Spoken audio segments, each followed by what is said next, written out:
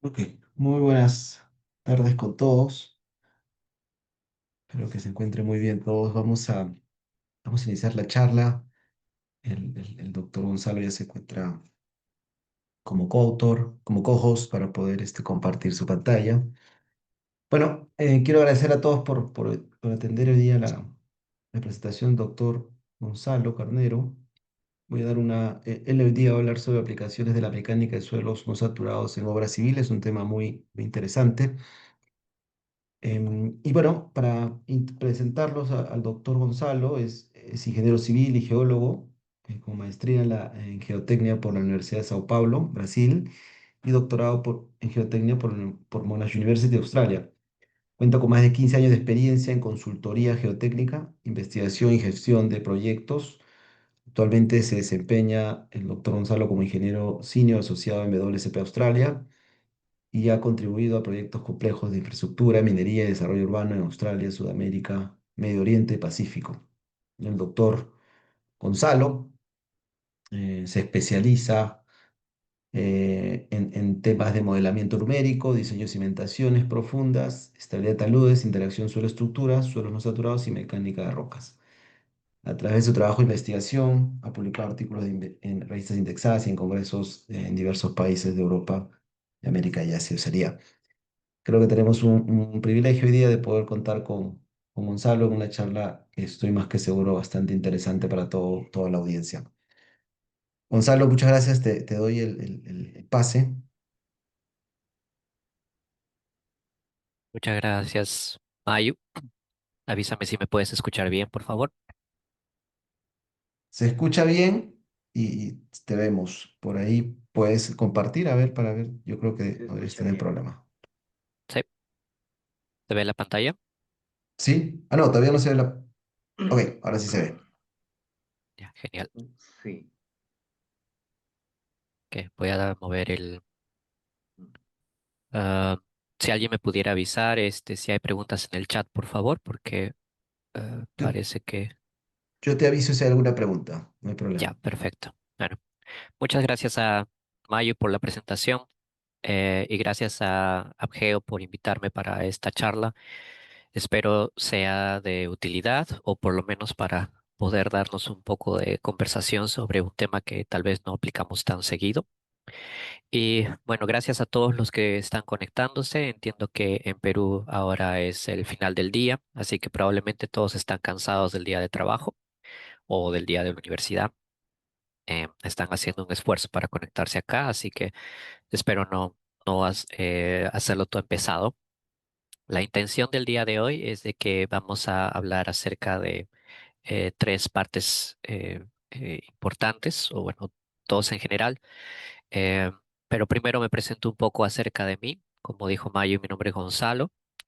Yo soy peruano, yo soy de la ciudad de Puno. Si alguno ha estado en Puno, bueno, yo soy de ahí. Y ya llevo 10 años en Australia, viviendo en la ciudad de Melbourne específicamente, y actualmente trabajando con WSP.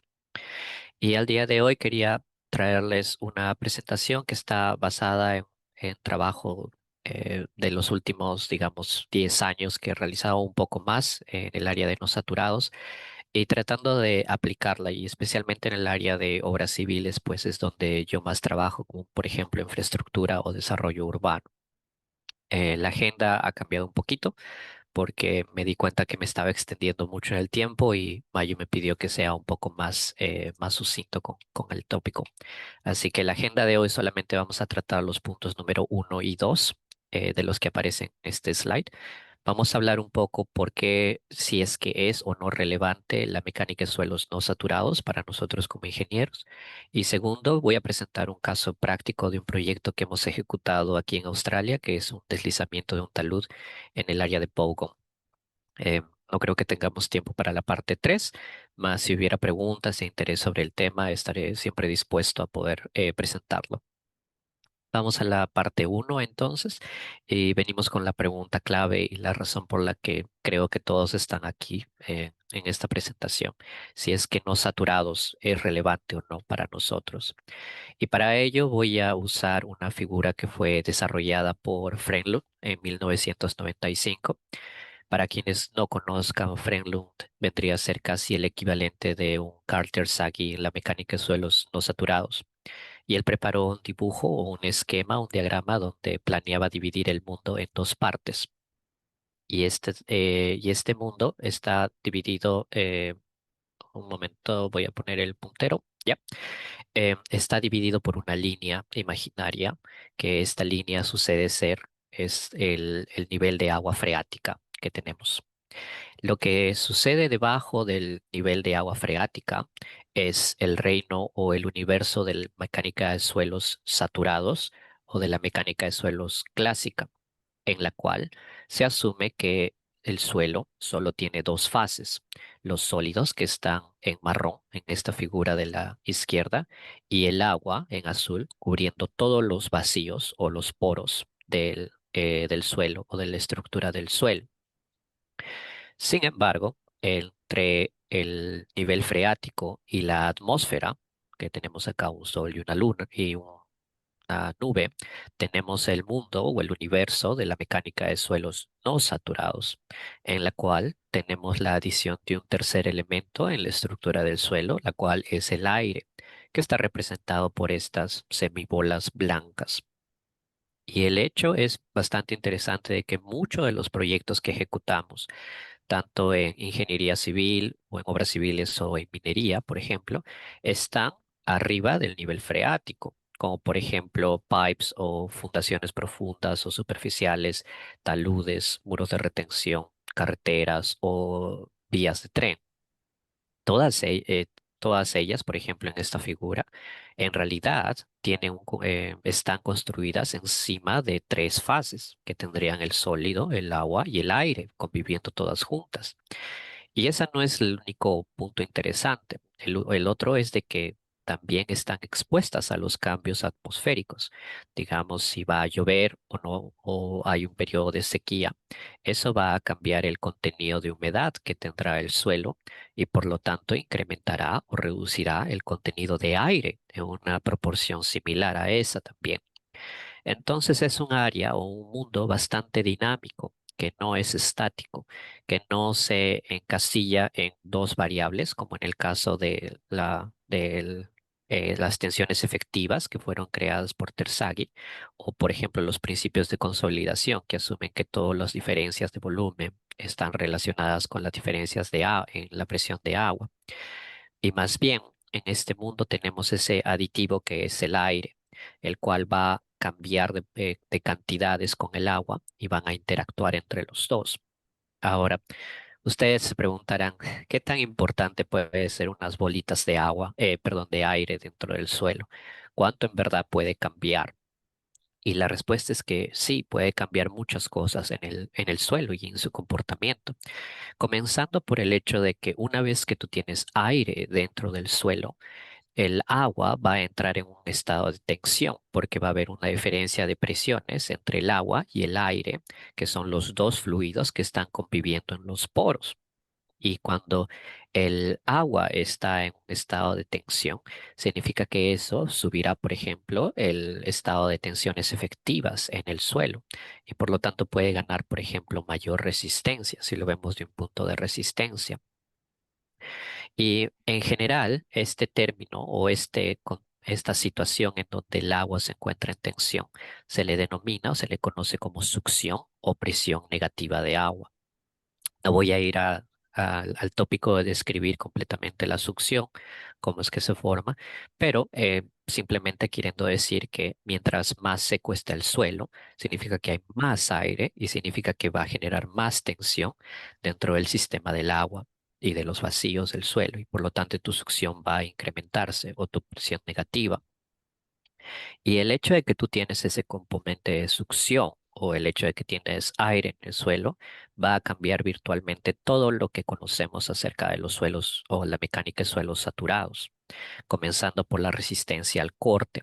El hecho de que tienes succión, ahora tienes un componente adicional que va a aportar una resistencia adicional a tu suelo, que muchas veces se le conoce como cohesión aparente, porque va a actuar como una cementación que existe entre los suelos, entre las partículas, debido a que tienes esa tensión existiendo entre ellas.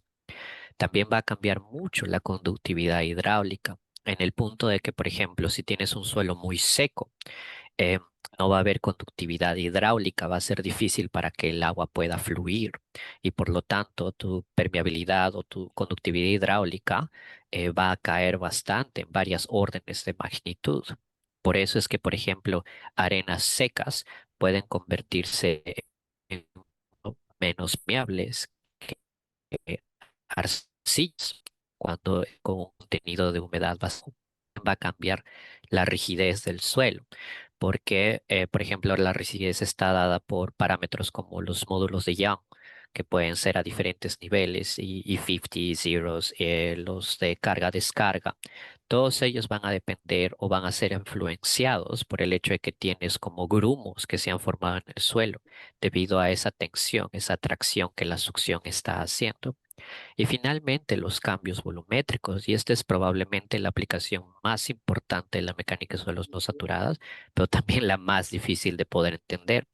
Y esto sucede porque cuando tú cambias el contenido de humedad, sea para arriba y para abajo, la subes o la bajas, puedes generar colapsos en algunos ciertos tipos de suelos, por ejemplo, o puedes generar hinchamientos, expansiones en otros tipos de suelos, como veremos posteriormente. Y esto solamente se puede explicar desde un punto de vista no saturado, porque es la interacción entre cuánto el aire va a hacer que tú cambies el volumen. Puedes tener cambios repentinos de volumen debido a la cantidad de aire y de la composición mineralógica del suelo. Entonces, con esta figura, lo que intento es tratar de explicar que hay una importancia y que es relevante porque en verdad muchos de los proyectos que ejecutamos están en ese reino que es el de los suelos no saturados. Y también nos ayuda a explicar escenarios y mecanismos que suceden en la vida real. Por ejemplo, nos ayuda a explicar escenarios de estabilidad, en el caso de las figuras de aquí, de taludes. Y tenemos a la izquierda un talud natural y a la derecha un talud hecho por el ser humano. Si nos enfocamos el de la derecha, este es un talud natural del Morro dos Cabritos en Brasil, en Río de Janeiro. Y este talud, si pueden ver esta figura que es bastante antigua, em, tiene un ángulo bastante elevado, probablemente 60 grados o algo así, o 50 grados. Y estoy seguro que si mañana, por ejemplo, un cliente me llama y me dice que quiere hacer una investigación geotécnica acá en Morro dos Cabritos, y me pide que vaya, haga ensayos y tome muestras para el laboratorio. Y yo llevo muestras al laboratorio y hago, por ejemplo, triaxiales y obtengo cohesión y fricción efectivas, que son parámetros saturados. Y después voy y hago un análisis numérico o un análisis de estabilidad de taludes. Les aseguro que el factor de seguridad que obtenga me va a salir menor que uno. Y en ese momento, debido a esa teoría, si yo sigo solamente suelos saturados, esto me indicaría que el talud debería estar fallado, que no debería estar parado ahí como lo está en la figura. Similar caso tendríamos para el del proyecto que se hizo en South Australia, aquí en Australia, que se llama el Millwoods Underpass, donde se hicieron taludes de 60 grados en un suelo que se llama Keswick Clay, que es una arcilla. Y en este suelo, si repetimos el mismo proceso, ir a campo, tomar muestras, obtener cohesión y fricción efectivas y hacer estabilidad de taludes, nos daría que este talud no debería estar parado, pero lo está. Y el hecho de que estén ahí es debido al componente de la succión, es debido a que no están saturados en sí, sino que están trabajando como no saturados. Otro caso que nos ayuda la mecánica de suelos no saturados a explicar es, por ejemplo, los deslizamientos inducidos por precipitaciones o lluvias. En la figura que tenemos aquí representa un talud, digamos, natural, el cual tiene una zona no saturada representada por la sección azul. Debajo de esta, desde luego, tenemos la línea azul que representa el nivel freático y por debajo de ella la zona saturada. Y en la zona no saturada existe una presión negativa de poros o succión, como ya hemos dicho anteriormente, la cual produce mayor resistencia y es esta resistencia no saturada que tenemos aquí. Y sucede que cuando tenemos lluvias, por ejemplo, últimamente estos días aquí en Melbourne está que llueve como loco, todos los días tenemos lluvias, parte de la lluvia va a ser un runoff, que significa que la lluvia simplemente va a deslizar, digamos así, por delante del talud. eh, pero otra parte de esa lluvia va a infiltrarse en el talud. Puede infiltrarse por la cresta, por arriba, o puede infiltrarse directamente por la cara o por el face del talud. Y cuando hay una infiltración de agua en el talud, lo que se va a generar es un wetting front, que vendría a ser como un frente mojado, en donde el suelo en esta sección va a estar en un contenido de humedad mucho mayor, tal vez dependiendo de la lluvia, que la zona no saturada. Pero no necesariamente este wetting front necesita ser muy profundo. Puede ser un par de metros, por ejemplo, y puede producir fallas como la que vimos en la foto de la derecha de una falla en Brasil después de lluvias extremas en el 2022.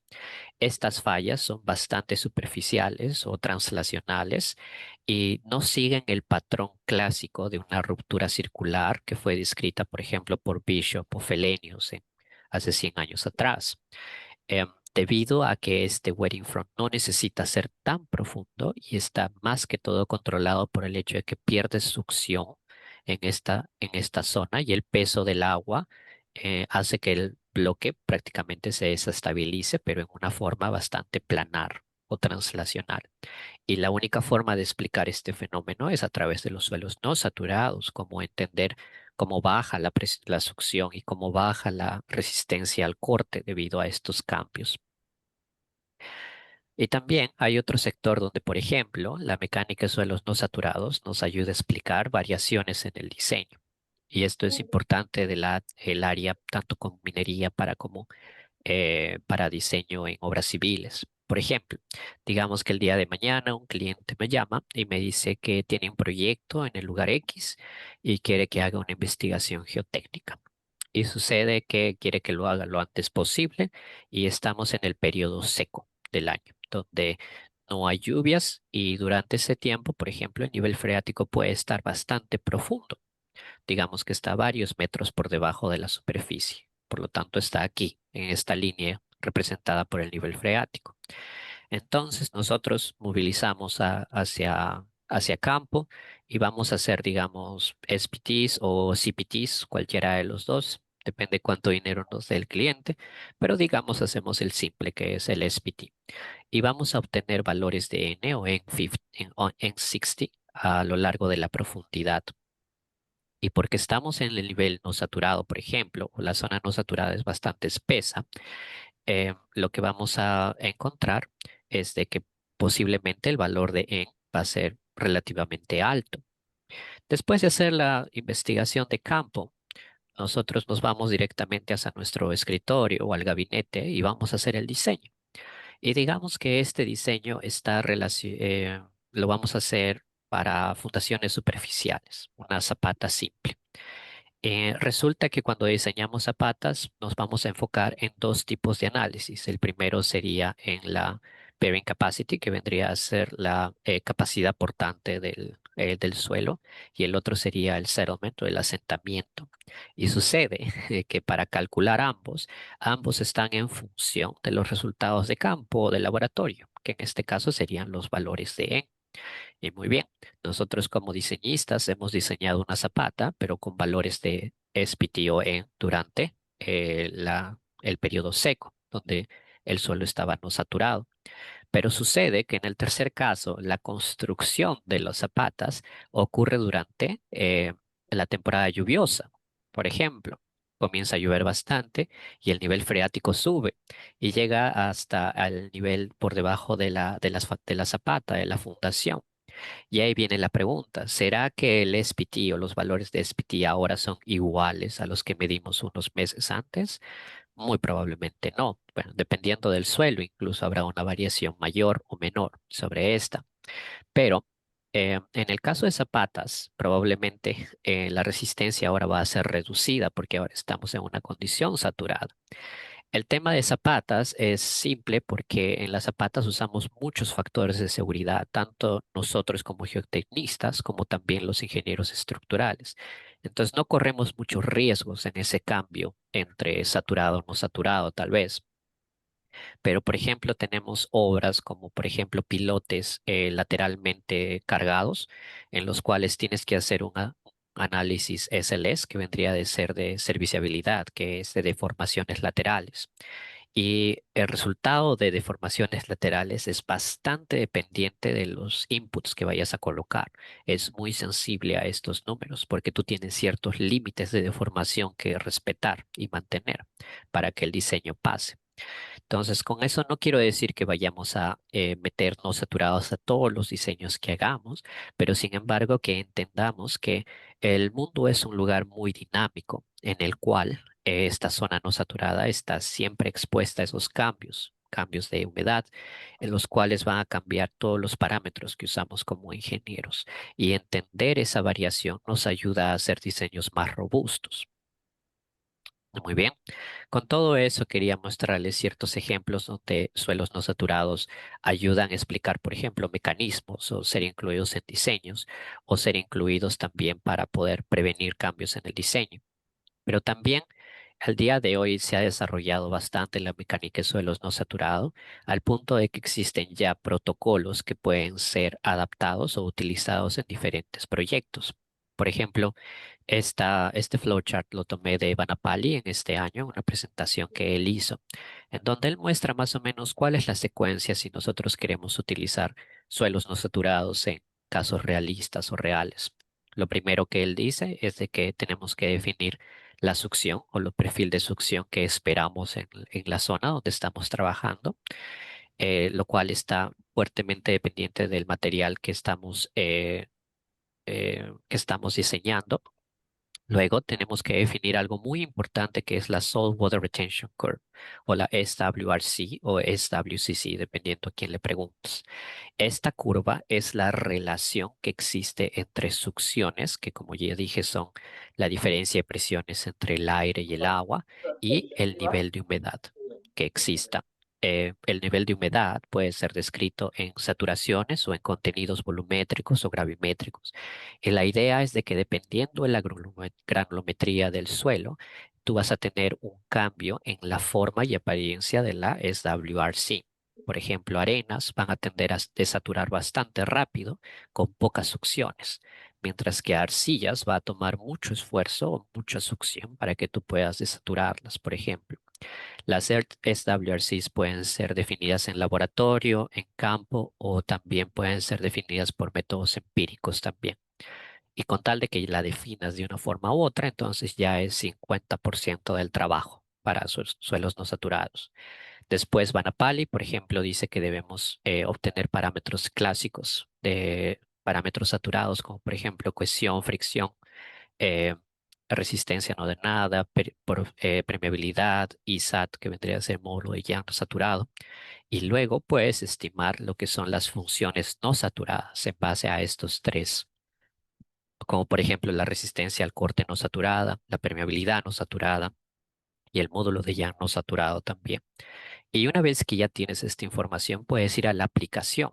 Y muchas de estas aplicaciones que pueden ver acá, como por ejemplo para suelos expansivos, fundaciones superficiales, pilotes o muros de retención como ejemplos, están basados en la curva de retención o la SWRC. Y existen varios que se acomodan dependiendo cuál es el caso que tú vayas a analizar. Entonces ya existe una gama de opciones que van desde lo más sencillo a también lo más complejo, que puedes usar métodos numéricos bastante modernos en los cuales puedes hacer análisis tridimensionales de variabilidad de volúmenes, por ejemplo, y ver cómo esos afectan, por ejemplo, tu permeabilidad y tu resistencia, como un paper que habíamos preparado con Mayotín Copa y el profesor Fernando Mariño de Brasil. Muy bien, con esto lo que quería hacer era darles primero una idea de que considero de que los suelos no saturados son útiles no necesariamente para ponerlos en cada diseño que hagas, pero sino para explicar fenómenos, entender mecanismos, pero también existen ya formas de poder aplicarlos, como lo que estamos viendo en este flowchart. La idea es de que lo hagas con cuidado, porque mucha gente va a considerar de que está siendo menos conservativo, está siendo agresivo tal vez en tu diseño, pero como vamos a ver en el siguiente ejemplo, creo que más bien te puede ayudar a ser más preciso, que es lo que tratamos de hacer en mecánica de suelos no saturados. Y este es el caso del deslizamiento que ocurrió aquí en Australia, que es en la localidad de Bogo. Este caso ha sido trabajado por mi empresa, por WSP, por los últimos 3 años, más o menos, desde que el deslizamiento ocurrió. Y ha sido presentado en un paper en la conferencia de Engineering Geology en este año en Brisbane. El líder de este equipo y la mente por detrás de los de mover los hilos para poder hacer que la autoridad nos haga caso fue Darren Paul de mi oficina de WSP Australia de Victoria y todo el equipo de geología que eran muchas personas que no tenía espacio en este slide para poner la foto de todos. Entonces, los voy a llevar un poco en el viaje histórico de este proyecto. Em, es un proyecto muy especial porque ganó el premio a mejor proyecto a nivel mundial en WSP por la calidad que se ofreció al cliente. Y sucedió en Australia, en el estado de Victoria, que está en el sur. Yo vivo acá, esta es la ciudad de Melbourne, es un estado bastante grande, como pueden ver, pero resulta ser el más chiquito de Australia, para ponerlo en perspectiva. La localidad se llama Bogon y está más o menos al noreste del estado. Es un área muy hermosa que está llena de montañas y especialmente durante el invierno estas montañas se vuelven resorts de esquí. Mucha gente va ahí para hacer esquí. Yo no lo he hecho hasta el día de hoy, pero planeo hacerlo. Eh, el problema fue de que también tenemos una villa que se llama la Villa Bogon acá y en el 2022 hubo un deslizamiento que bloqueó la carretera para poder accesar a estos resorts. Como resultado de eso se perdieron miles de millones de dólares, mucha gente quedó incomunicada y todo el negocio en el cual se basaba la economía de la región de Bogon se paralizó porque no había otro acceso. La carretera, que era la única vía hacia estos resorts, estaba bloqueada y fue bloqueada por el deslizamiento más grande en la historia de las carreteras de Victoria. Para darles un sentido de escala, este es un bulldozer, un E6 que es bastante grande y comparado con el tamaño del deslizamiento se ve como un juguete. Muy bien. Lo que vamos a hacer ahora es darles un poquito de idea de lo que sucedió antes del deslizamiento. Y esto fue en octubre del 2022. Para aquellos que hayan visitado Australia antes del 2022 o los que hemos vivido en Australia antes del 2022, tuvimos 3 años de fenómeno de la niña. Hasta acá llega la niña, que sucede en Perú también pasa acá, donde hubo una cantidad de lluvias muy por arriba del promedio y en las cuales esos 3 años anteriores del 2022 hubo una gran acumulación de agua. Y acá tenemos la vista de la carretera, que era un corte, y este corte estaba hecho en material, en un suelo residual de granito, que es bastante potente. Sabíamos que iba por muy debajo del nivel de la carretera. Y lo que hace la autoridad, que se llama MRPV, es tener visitas regulares a todas las carreteras donde ven el estado de estas. Y durante ese momento observaron algo interesante. Vieron unas tension cracks que estaban formándose ya en el corte, como podemos ver acá. Y entonces decidieron subir 40 metros arriba hacia la montaña de donde estaba este corte y encontraron una tremenda fensa de crack acá, que tenía como 150 metros de largo o 110 metros de largo. La primera reacción de la autoridad fue taparla con un plástico, lo cual no ayudó mucho, para ser sincero, pero ya les daba un indicio de que algo estaba pasando. Así que pusieron un personal para que estuviera como que a tiempo completo observando la situación en ese talud. Y de repente, 2 semanas después, ocurre el desastre. Y voy a cambiar mi puntero. Un segundo, por favor. Puntero, vamos a desaparecerlo y vamos a poner acá un video. de uno de los trabajadores que estaba en ese momento. Primero en el lado izquierdo, este es el tamaño del deslizamiento, 110 metros de largo por 70 metros hacia arriba en la montaña. O sea, era un deslizamiento bastante grande. Y lo primero que notamos cuando hacemos evaluación de estabilidad de taludes es pensar dónde está el agua. Y era curioso porque era un día soleado, no había llovido y pues todo parecía lindo. Pero de repente comenzó a caer material y este material comenzó a caer como si fuera arena seca. No estaba saturado, no estaba lleno de agua. Algo estaba un poco extraño, no seguía los patrones clásicos de que nos damos cuenta de en la mecánica de suelos saturada, por ejemplo. Ahí vemos que es como si tuviera simplemente arena que comienza a caer, como cuando vas a la playa y quieres hacer un castillo de arena, pero no tiene agua, y comienza a desatarse en grupo. Ahí el trabajador se da cuenta de que probablemente no es el mejor momento para estar cerca del talud. Eh, Ahí vemos que, por ejemplo, el árbol comienza a caer. No creo que ustedes escuchen el audio, pero se siente el golpe del árbol. Y entonces, y este movimiento continuó por días y días. No fue inmediato, no fue que todo el bloque se cayó en un par de segundos, pero tomó unos días para que se desate completamente todos los bloques. Muy bien. Entonces, después de un par creo que fue una semana, eh, ya como que se llegó a estabilizar los movimientos de tierra. Y arriba, en la montaña, se vio grandes deformaciones. Ya esta fue una fractura que, en teoría, esta parte debía estar al mismo nivel que acá. Voy a cambiar a puntero nuevamente. Era más o menos 2 metros de diferencia ya, la diferencia del movimiento de tierra arriba, lo cual significa que tu strain era bastante alto en la parte superior del deslizamiento. Y otra cosa que se vio es de que lo que se amontonó en la base tenía un ángulo bastante recto, si pueden ver acá, como vamos a explorar un poquito más adelante.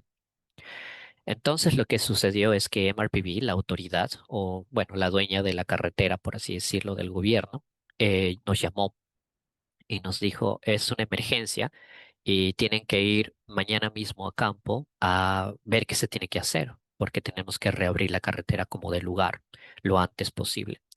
Y en caso de emergencia, entonces no tienes tiempo para preparar gente para llevar hacer varios boreholes o ensayos de laboratorio o de campo, nada. Tienes que movilizarte lo antes posible y tratar de tomar apuntes de todas las indicaciones o pistas que puedas en campo.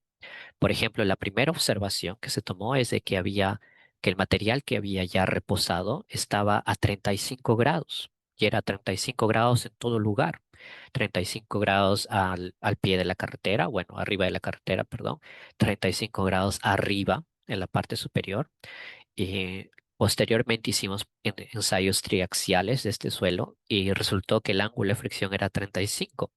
Entonces significaba que probablemente el suelo había llegado a su ángulo, a su estado friccional, puro friccional. No había ningún tipo de nivel de cohesión, solamente era friccional y era el ángulo de 35 grados en cual se había depositado. La segunda observación fue que este material era esponjoso, bastante esponjoso.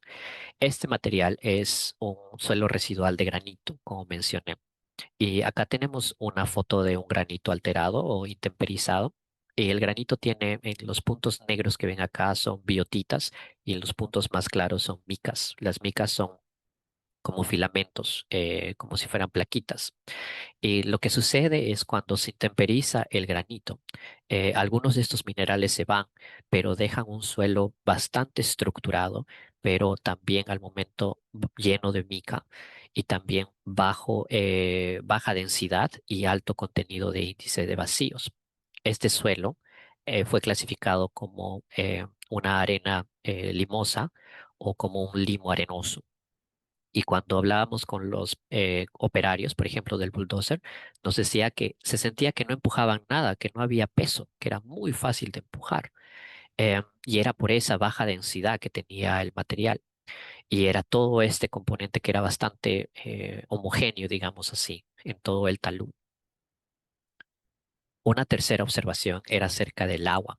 Y como dije anteriormente, cuando trabajamos con taludes siempre pensamos dónde está el agua, dónde está el nivel freático y eventualmente llegamos a colocar pozos en la zona para determinar dónde estaba el nivel freático. Y ahí tenemos una figura en el lado derecho donde muestra el nivel freático que estaba 30 metros por debajo de donde fue el deslizamiento. Entonces, no era una situación donde había deslizado por nivel freático alto. Es más, el nivel freático probablemente no tenía nada que hacer en esta historia. Y otra observación que tuvimos es de que este material, que era bastante esponjoso, el suelo residual de granito, cuando llovía, era intraficable. No podíamos mover carros en ese lugar porque de repente se perdía toda resistencia, se volvía como muy débil, muy débil. Pero después de 24 horas, después de acabar la lluvia, por ejemplo, estaba perfecto, podías manejar sobre él sin ningún problema. Entonces, nos daba una indicación que era un material de que probablemente tenía permeabilidades grandes, donde el agua podía entrar fácilmente, pero también salir fácilmente. Y el tema es de que no falta, no hacía gran, digamos así, podía mantener cierta succión o recuperar su succión rápidamente si es que se le dejaba secar. Y era un indicio de que este material en verdad podía trabajar en condiciones no saturadas, bien, como podemos ver en esta foto, pero una vez que llega a la saturación probablemente es donde perdía toda posibilidad de resistencia. La observación número 4, y esta fue un poco más de trabajo en equipo, fue entender que este deslizamiento era típico en ciertas regiones de Victoria, especialmente. Y es que este deslizamiento ocurrió hacia el norte, mirando hacia el norte, como vemos la flechita acá. Y es este tipo de debris flows secos suceden con los deslizamientos que miran hacia el norte o el noreste. Y resulta que esa es la zona que recibe más sol durante el año y por lo tanto la diferencia en evaporación y precipitación es mayor. Entonces llueve bastante, pero al mismo momento también seca bastante. Entonces están expuestos a ciclos bastante fuertes, cambios de contenido de humedad bastante grandes comparado con otros, y es lo que podría estar produciendo este tipo de debris flow seco que hemos observado no solamente en Bogon, sino en otros lugares también.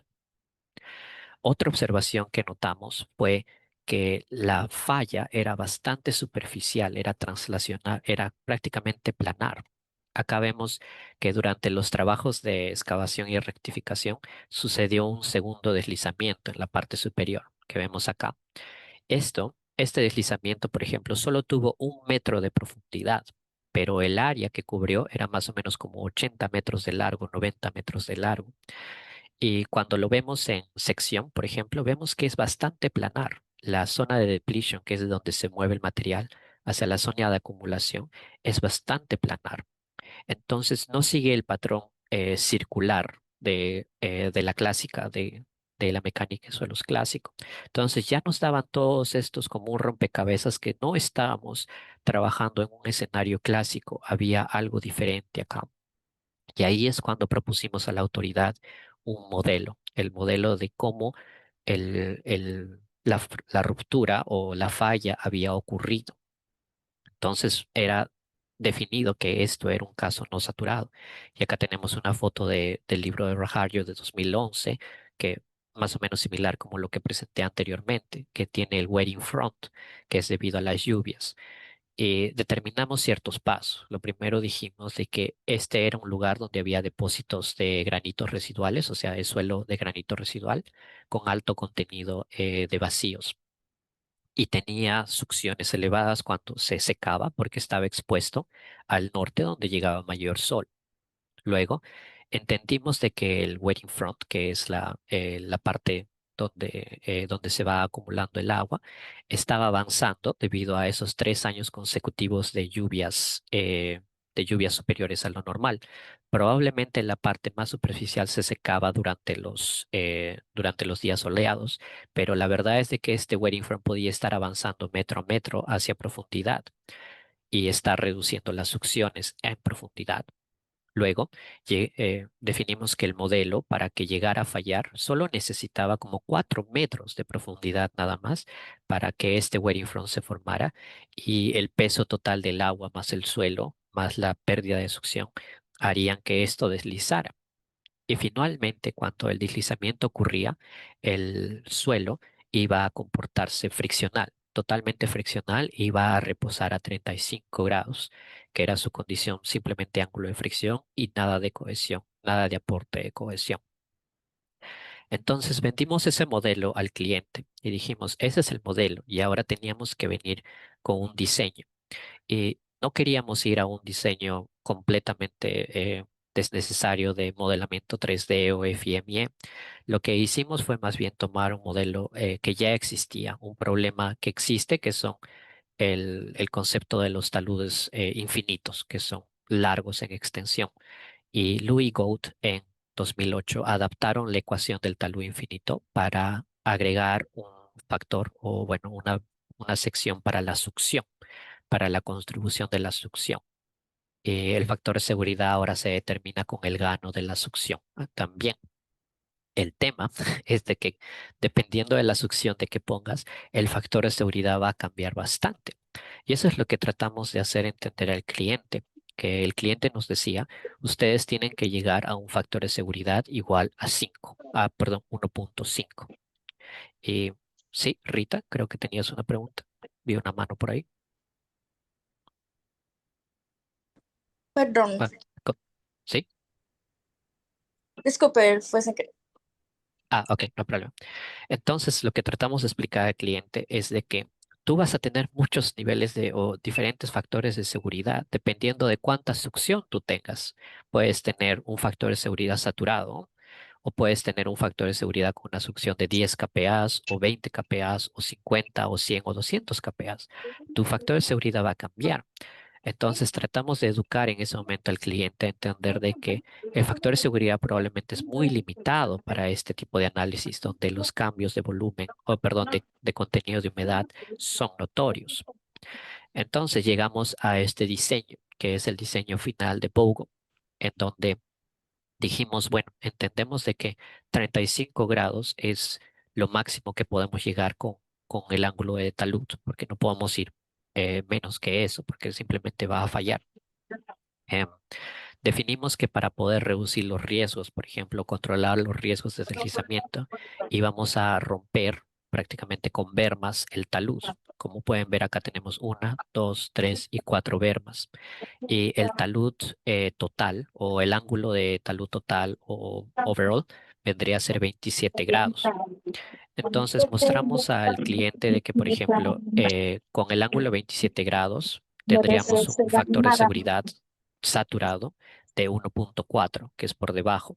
Pero si nosotros aplicáramos algo de succión y succiones realistas, porque eventualmente conseguimos la curva de retención, water retention curve, como les voy a mostrar, podíamos llegar a saturación, perdón, a factores de seguridad arriba de 3.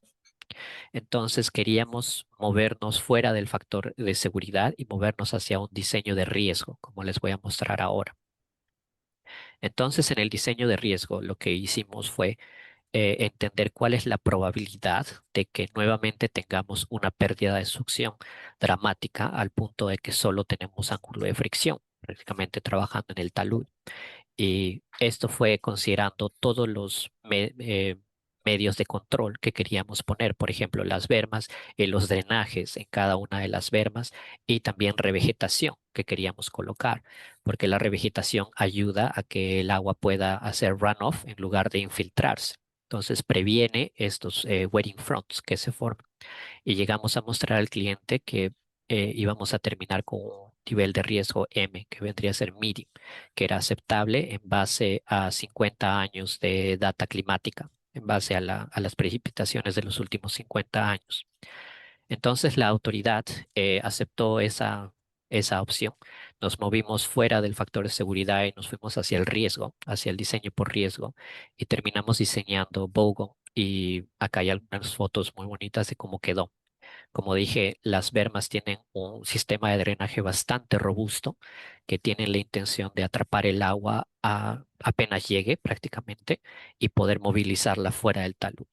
Y están revegetadas. Hemos usado hydromulch para poder revegetar y ayudar a que haya más runoff y que no haya y que no se formen wetting fronts en los taludes localizados, teniendo en cuenta que incluso si los taludes localizados llegan a fallar, entonces las bermas podían ayudar a capturar el material que se pueda romper. Entonces llegamos al punto de verificación. Aquí tuvimos la curva de retención, finalmente después de varios meses.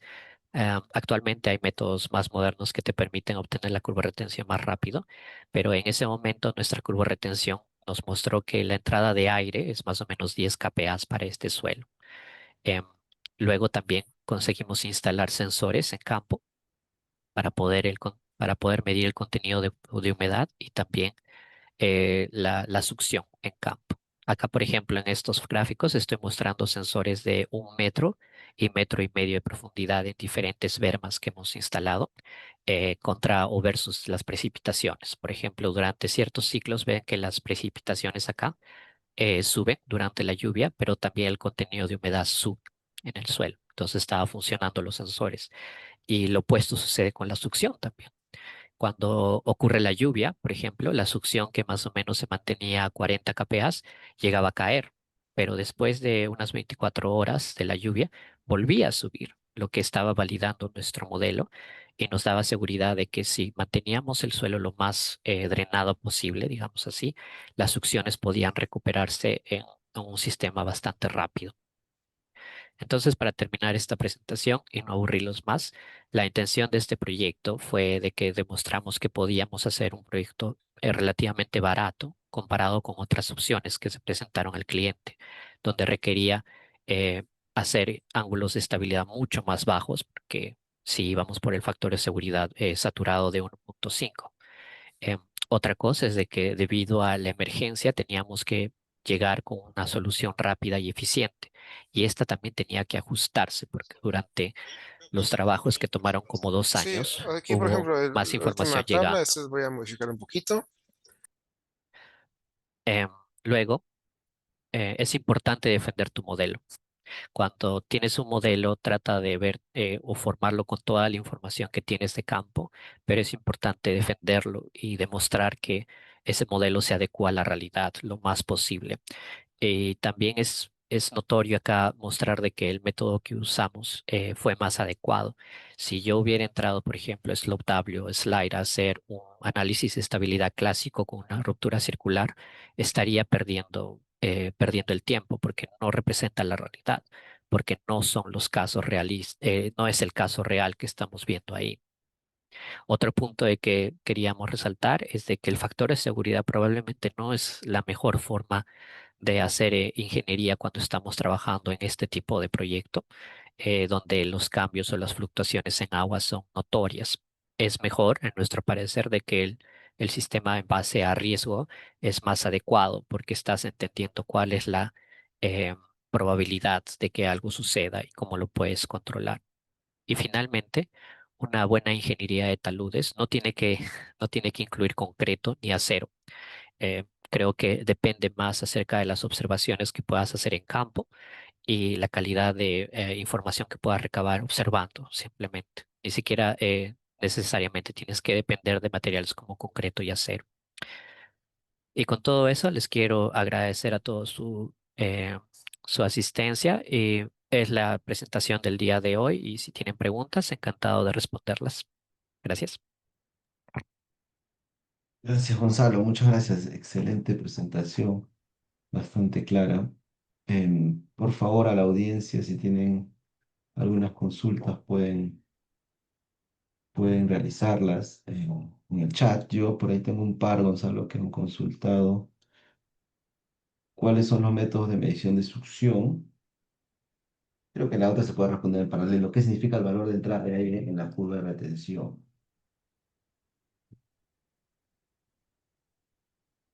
Ok, buenas preguntas. ¿Por cuál vamos primero? Probablemente la entrada de aire es la más fácil de hacer.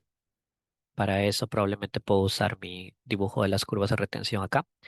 En las curvas de retención, la entrada de aire es la succión en la cual comienza el suelo a realmente saturarse, que se puede definir, no sé si puedo hacer con algo así. Si tú conectas esta línea acá, por ejemplo, en lo de la arcilla y haces una línea acá, esta sería tu entrada de aire. Air Entry Value para la arcilla. Este nivel de succión es bastante importante porque es donde tú estás determinando cuál es el cambio, dónde es que se va a producir verdaderamente el cambio entre lo que es saturado, cuasi saturado y totalmente no saturado prácticamente.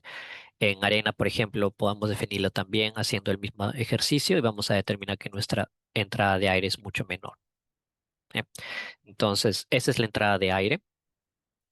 La otra pregunta era métodos de medición en campo. Hay demasiados, hay muchos. Actualmente, el que más me ha llamado la atención y el que hemos usado en este proyecto se llama el Teros 21, que es un instrumento que eh, creo que es un pisicómetro, si no me equivoco, que tiene una cerámica la cual tiene una curva de retención como una calibración y tiene un sensor que mide el volumen de agua. Y cuando la cerámica gana o pierde agua, entonces el sensor va a hacer una correlación con su curva de retención y el contenido de agua y darte la succión en la cual está trabajando.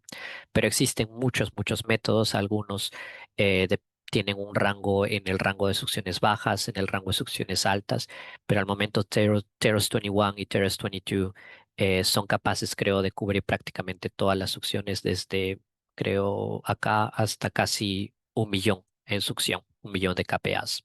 Entonces es un método que lo hemos usado en este proyecto y nos está funcionando bien.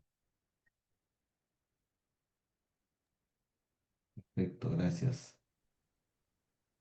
Eh, También nos preguntan si el valor de entrada de aire es un parámetro intrínseco o depende si la curva de retención es de secamiento. Am, la curva de retención es la cosa más histerética que hay, creo. Em, la curva de retención no es única para el material, incluso si pensamos en un solo material, depende si la estás secando o mojando o si estás haciendo parte de estos. Por ejemplo, si para la arcilla, por ejemplo, puedes tener una que será la curva de secado, que es la drying, y la wetting, que sería esta de acá, que va en esta dirección, va en esta dirección. Pero si, por ejemplo, por un caso tú estás haciendo drying y decides parar en este punto y hacer wetting, probablemente lo que vas a hacer es esto y luego va a bajar por acá.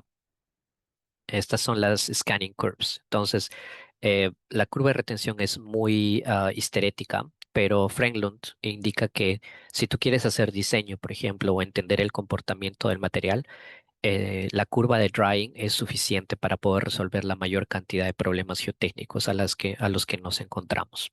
Así que, y debido a ello, también tu entrada de aire va a variar, ¿no? Por ejemplo, la entrada de aire acá será mucho menor, dependiendo de la histerética que vayas a generar acá también. Pero con tal de que tengas la curva de drying, ya has cubierto 80% del problema.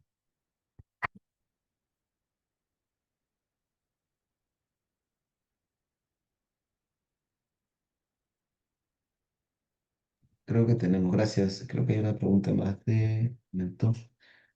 Dice consulta para el expositor, ¿qué tan recomendable es aplicar la mecánica de suelos parcialmente saturados en pilas de lixiviación? Realmente bastante abierta Ah, la pregunta. Sí. sí, creo que Mayu tiene más conocimiento en ese área.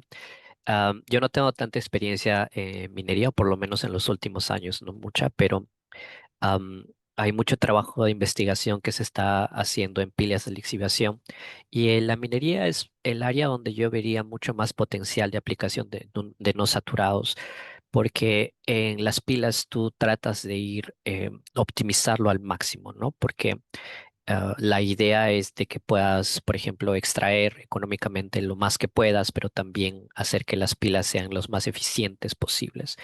Entonces, hay mucha investigación en esa área y hay consultores que están especializados prácticamente en pilas. En Brasil, por ejemplo, el profesor Mariño tiene un set de gente que trabaja junto con Vale, los cuales, bueno, se especializan en entender, ¿no? Cuáles son las variables no saturadas y cómo estas van a entrar en juego para poder optimizar estas pilas. Así que yo diría que más bien en el área de minería es donde más se puede utilizar no saturados. Em, hay mucho potencial ahí y también porque las compañeras mineras están interesadas en optimizar. Su prioridad es optimización, mientras que en obras civiles la prioridad es seguridad, ¿no? Entonces, yo creo que si le puedes vender la idea de optimización en la minería usando no saturados, definitivamente la van a aplicar. Sí. Y ahí hay otra pregunta que de hecho va con el tema que acabas de decir, ¿no? Que tiene que ver con la manera de optimizar y de usar matrices de riesgo, ¿no? Pregunta si podría dar la referencia de la matriz de riesgos y qué tanto influye la vegetación en la matriz de succión. Mm, Bueno, la matriz de riesgos es clásica. Esta de acá es una matriz de riesgos clásica de riesgos geológicos, geotécnicos. Darren también ha preparado otro paper que puedo circularlo a quienes estén interesados. He colocado mi correo al final de la presentación, así que pueden escribirme si gustan. La idea de la matriz de riesgo es bastante simple, la usamos ya muchos años, pero la aplicación es donde hemos tenido más limitaciones. La idea es de que tú tienes que determinar, por un lado, likelihood, que vendría a ser probabilidad versus consecuencias, ¿no? Entonces, por ejemplo, en nuestro caso de consecuencias, determinamos que la consecuencia era de que el tráfico iba a ser bloqueado, era una ruta importante, entonces la consecuencia era mayor si el deslizamiento ocurría, pero debido a que la likelihood o la probabilidad la bajamos bastante, debido a que habíamos aplicado varias protecciones, por así decirlo, drenajes, bermas, revegetación, entonces llegamos a un nivel de consecuencia unlikely, que vendría a ser no probable, digamos así, o menos probable, y llegamos a un riesgo de M, que vendría a ser medio, ¿no? Es un riesgo bastante bueno, controlado. En términos de vegetación, siempre dicen que es bueno utilizar la vegetación del área porque es la que más se adapta al clima, a las condiciones. Así que, por ejemplo, nosotros teníamos un equipo de gente que trabaja con eso en WSP y ellos fueron los que, por ejemplo, recomendaron qué tipo de plantas se tenían que sembrar. Hydromulch es un método que es simplemente hacer como un spray a todo el talud, donde haces que las semillas se peguen bien hacia el talud y puedan crecer. Pero el tipo de vegetación tiene que ser lo más autóctono o de la localidad posible, porque está probado que eso sí pueden funcionar, ¿no? Y es bueno juntarse con un equipo de ecólogos, ellos van a entender mucho mejor acerca de esos aspectos.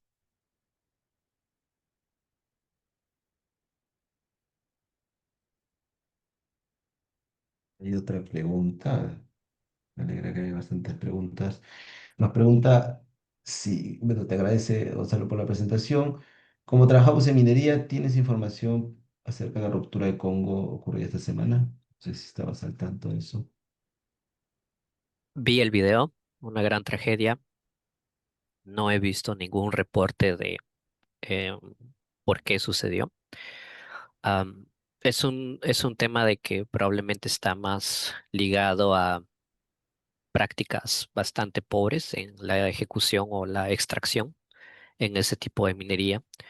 ah, Diría que probablemente los controles de seguridad y controles de ingeniería deben de ser bastante bajos en esa localidad. Probablemente fue lo que conllevó a esto. Debe ser varios factores los cuales han juntado para poder producir este tipo de deslizamiento. Así que no tengo los detalles, imagino que habrá una investigación sobre el tema. am, pero yo creo que todo va por tener esos controles bien establecidos, ¿no? Antes de hacer la ejecución o la extracción. Lastimosamente, por ejemplo, en minería informal no existe esto, ¿no? Entonces es muy difícil de poder saber cómo ingenierilmente va a funcionar las cosas si no tienes un control establecido. Gracias. Hay una pregunta también que tiene que ver con los piezómetros de cuerda vibrante. Si dan valores negativos, ¿significa succión? Es la pregunta. Es decir, dicho instrumento también tiene capacidad de medir ligeras succiones. Es la pregunta que tiene. O sea, presiones negativas en piezómetro, básicamente. Mm, ¿Qué significa? Personalmente creo que no, pero no estoy al full al tanto. Mi idea, por lo menos en mi cabeza, es de que el piezómetro no tiene la capacidad de darte succión porque no tiene un aparato que tenga sensibilidad para entender el cambio hacia una succión que vendría a ser entre la existencia de aire y agua, a mi entender. Am, Nosotros, por lo menos cuando vamos a medir succión en campo, vamos a ir por métodos, por ejemplo, como el que dije, un pisicrómetro o los tensiómetros. Tensiómetro es un método muy bueno, muy capaz, que es un sensor eléctrico que está calibrado para diferentes presiones. Pero, por ejemplo, el riesgo de este sensor es de que se vaya a desaturar o cosas así. Entonces, necesitas tener un sistema el cual esté adaptado para poder interpretar la señal que recibe y poder hacer una calibración directa o indirectamente con los niveles de succión. En mi entender, los piezómetros no tienen esa capacidad, pero no puedo decir a 100% que esté correcto. Perfecto. Yo tenía una pregunta, pero más como quizás estoy extrapolando un poco de este estudio que has mostrado, Gonzalo. ¿Se podría, o sea, generalizar de cierta manera, probablemente en ciertos casos donde las fallas son translacionales, o sea, podría aplicarse incluso para cierre de mina, ¿no? Em, Hacer un control, o sea, usar revegetación, usar un poco el concepto de succión, de hecho se hace, ¿no? Para que controlar el riesgo de falla de estos taludes, o crees que fue bastante específico a este ejemplo, a este caso? Me parece que se puede aplicar a otros casos, sí, sin ningún problema. Se puede aplicar probablemente al 90% de los casos translacionales. Creo que el hecho es de que uno tiene que juntar las claves, como lo hicimos en este proyecto. Teníamos como 6 indicios que apuntaban hacia tenemos que usar no saturados. Es la única forma de que podamos hacerlo funcionar y podemos entender el problema como es, entender los mecanismos por detrás. Y muchas de las fallas translacionales están relacionadas a no saturados si es que son inducidas por precipitación, como mostré anteriormente por los wetting fronts, ¿no? El tema es de que hay otros tipos de fallas translacionales que pueden estar relacionadas, por ejemplo, a zonas de debilidad, ¿no? O a contactos, cosas así. Entonces creo que es importante primero entender cuáles son las claves de cómo se originó la falla, cuáles son los mecanismos que existen ahí. Y definitivamente lo que estamos haciendo acá en Melbourne es tratar de ver qué otros proyectos existen con los indicios que van hacia no saturados o que no saturados explica el mecanismo, ¿no? Otra forma de que estamos aplicando mucho no saturados últimamente es por el seepage, que es el movimiento de agua subterránea, particularmente para entender qué sucede durante el análisis de máximos flats que vendrían a ser cuando existen inundaciones, ¿no? Cuando hay inundación, digamos, en un río, un riachuelo, al 1% AIP, que vendría a ser uno en 1000 años, uno en 500 años, que son baja probabilidad, pero que se tiene que diseñar las cosas para eso. Entonces, lo que estamos haciendo son análisis transients, que vendrían a ser con tiempo del seepage y verificar cómo en verdad ese incremento de la inundación puede moverse a través del suelo y si va a poner en riesgo las obras geotécnicas que tenemos cerca de ellas o los proyectos que tenemos cerca de ellos. Entonces, nos da herramientas para entender mecanismos y también para poder analizarlas con un poco más de precisión, pero la idea es de que tú tienes que hacer tu propio rompecabezas en cada uno de los proyectos y si todas las piezas apuntan hacia no saturados, entonces tienes un caso bastante fuerte para ir al cliente o a la autoridad y decir, esta es la única forma que vas a poder resolverlo, ¿no?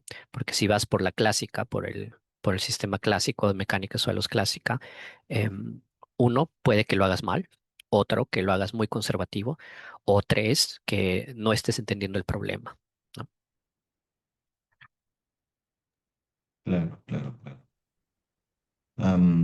Bueno, hay una última pregunta, creo que con eso cerramos para darle ya un poco de tiempo a Gonzalo. Nos menciona que el tipo de falla considerada en talud es de tipo translacional. ¿Podría explicarnos sobre cómo consideró el modelo mecanismo de falla?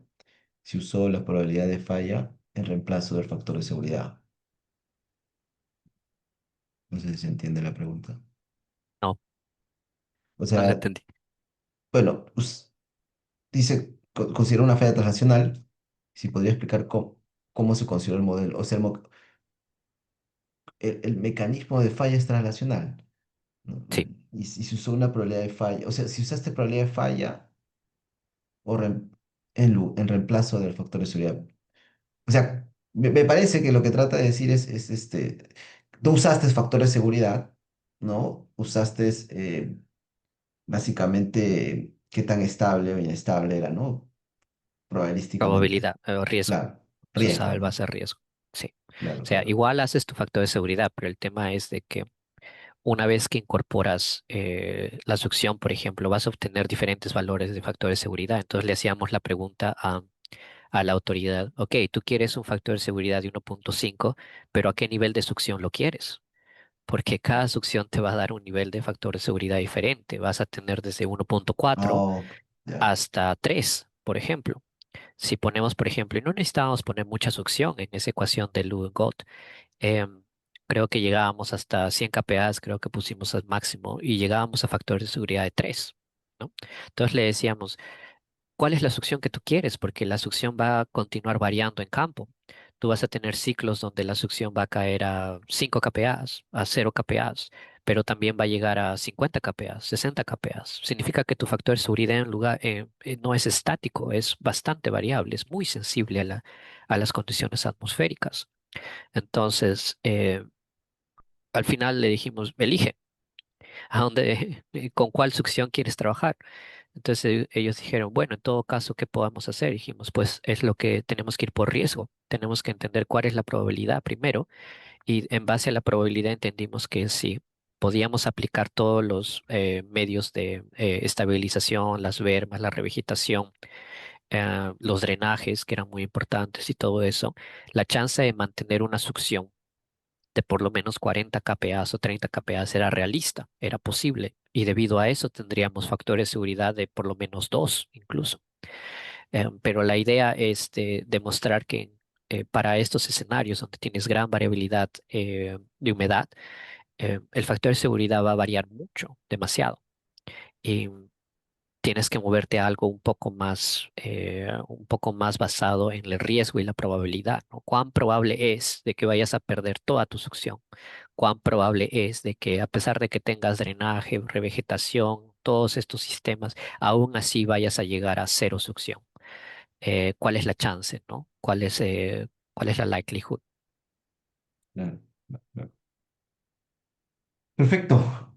Muchas gracias, doctor Gonzalo, por la excelente charla. Creo que todos han estado bastante atentos con la cantidad de preguntas que se ha hecho. Es una oportunidad también para comentar esta charla del doctor Carnero, que en Perú en 2029 se va a hacer la conferencia no saturada, es la sede de, del Congreso Panamericano de No Saturados. Y este año tenemos planeado reunirnos con interesados que quieran participar en la organización, en la planificación. Y bueno, se va a enviar un correo. Si tienen interesados, por favor, no duden en escribirme. De hecho, Gonzalo también nos va a apoyar desde allá y también va a venir para poder hacer un evento exitoso, excelente y que todos puedan sentirnos que se está haciendo un evento muy bonito en Perú. Entonces, nada, contáctenos a mi persona y dejo mi correo o a Gonzalo para a los interesados en poder participar en este evento. Bueno, muchas gracias, Gonzalo, y espero que tengas una buena mañana por allá.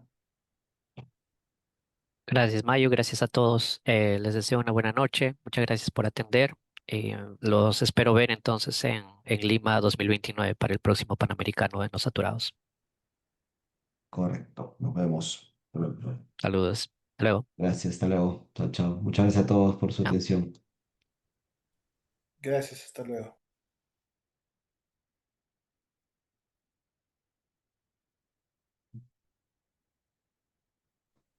Gracias, chicos.